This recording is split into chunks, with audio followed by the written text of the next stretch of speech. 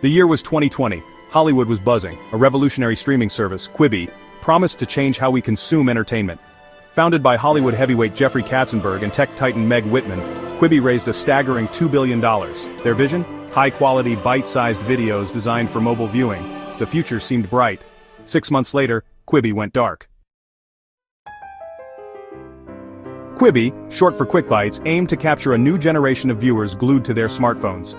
Their strategy was simple: deliver premium, short-form content with Hollywood production values, designed for on-the-go consumption. Shows were broken down into chapters, each no longer than 10 minutes. They had big names, big budgets, and even bigger ambitions. But somewhere along the way, the script went wrong. Quibi launched in April 2020, a time when the world was grappling with an unprecedented crisis. The world was in lockdown, streets were empty, businesses shuttered, and a sense of uncertainty loomed large. People were stuck at home, craving connection and entertainment. Families gathered around screens, friends connected through video calls, and everyone sought ways to stay entertained. But instead of turning to their phones, they sought solace in the comfort of their living rooms on bigger screens with established streaming giants. The allure of a shared viewing experience on a large screen became a comforting ritual. Streaming services like Netflix, Hulu, and Disney Plus saw a surge in viewership. People wanted to escape into the worlds these platforms offered, finding comfort in familiar shows and new releases. Quibi's timing couldn't have been worse. The idea of short, bite-sized content on mobile devices seemed out of sync with the new reality. Cinemas were closed, and the communal experience of watching a movie was sorely missed. Their target audience, starved for shared experiences, found themselves confined to their homes. The isolation was palpable and the need for connection was greater than ever. Quibi's mobile-only approach suddenly felt isolating, out of touch with the new reality. People wanted to feel connected, to share moments, and to escape the confines of their homes through immersive experiences. The small screen of a mobile phone just couldn't compete with the comfort and connection offered by larger screens and established streaming services. In the age of social media, shareability is king. Viral moments, memes, and word-of-mouth recommendations can make or break a platform. Quibi, however, made a crucial error. They launched without any built-in sharing features. Viewers couldn't share their favorite moments on social media, fueling the hype machine that drives engagement. This lack of social integration severely limited Quibi's ability to generate buzz and attract new users organically. Quibi's content was expensive to produce. The company invested heavily in creating high-quality, short-form videos that were designed to be watched on mobile devices. This meant hiring top-tier directors, writers, and production crews to ensure that every piece of content met the highest standards. They paid top dollar for A-list talent and high-quality production. Big names like Steven Spielberg, Jennifer Lopez, and Chrissy Teigen were brought on board to create exclusive content. The idea was to attract viewers with star power and cinematic quality, making Quibi a must-have service for anyone looking for premium entertainment on the go. But they were asking users to pay a premium price, $4.99 per month, for content they had never seen before. This was a significant ask, especially when consumers were already subscribed to multiple streaming services. The market was crowded, and convincing people to add another subscription was no easy feat. In a market saturated with established streaming services offering vast libraries of familiar shows and movies, Quibi's challenge was to stand out. Services like Netflix, Hulu, and Disney Plus had already built strong reputations and loyal customer bases. They offered a wide range of content that catered to various tastes and preferences, making it difficult for a newcomer to make a mark. Quibi's value proposition was weak.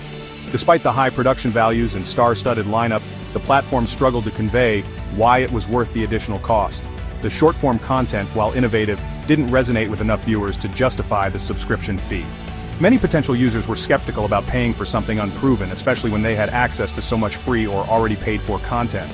Consumers were hesitant to invest in an unknown entity when they could access proven entertainment elsewhere. The convenience of having all their favorite shows and movies in one place outweighed the novelty of Quibi's offerings. In the end, the combination of high costs, fierce competition, and a lack of compelling reasons to subscribe led to Quibi's downfall. The service couldn't convince enough people to take a chance on something new, and without a strong user base, it couldn't sustain its ambitious vision.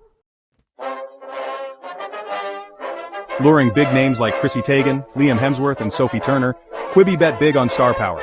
They believed these popular actors would attract subscribers. But star-studded casts couldn't save Quibi from its biggest flaw, the content itself.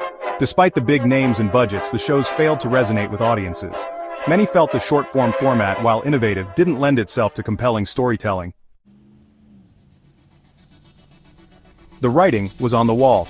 Despite an initial surge in downloads, user retention plummeted. Quibi had hoped to reach 7.4 million subscribers in its first year. They fell drastically short, with only 5.6 million downloads and a fraction of those converting to paying subscribers. By October 2020, just 6 months after launch, Quibi announced its closure. The $2 billion gamble had failed spectacularly.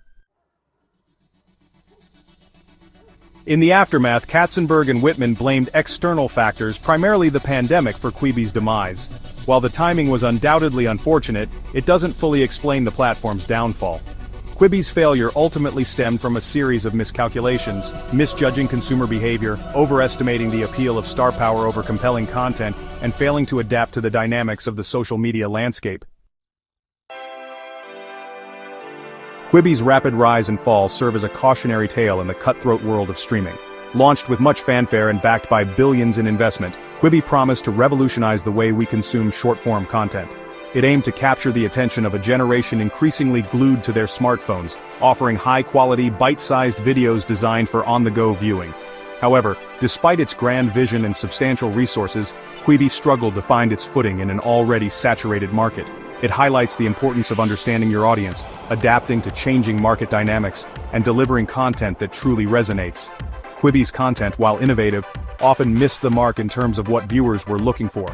The platform's decision to lock content behind a paywall also alienated potential users who were accustomed to free access on platforms like YouTube and TikTok. Moreover, the timing of its launch, coinciding with the global pandemic, further complicated its ability to attract and retain subscribers. Platforms like TikTok and YouTube, with their focus on user-generated content, shareability, and free access, have thrived by understanding these principles.